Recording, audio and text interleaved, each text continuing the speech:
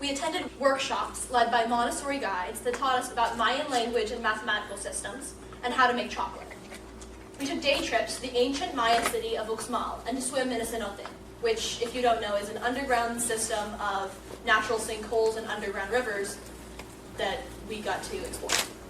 In the evenings, we attended community forums where we discussed topics such as adolescence and agency, living heritage, and indigenous knowledge, ultimately attempting to answer the question of how can Montessori adults better help to support adolescents in engaging with wider communities and with the world. Throughout the trip, we became friends with students from many different schools and learned to appreciate many different cultures. The culmination of our trip was the opening ceremony of the International Montessori Congress, which many of our teachers and guides from Butler attended.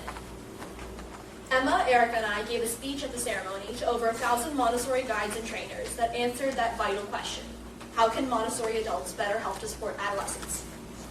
In our speech, we asked that our unique perspectives be respected, that we be guided rather than led, and that rather than censoring or sanitizing our education and speech, our guides encourage us to engage in discussion on contentious topics.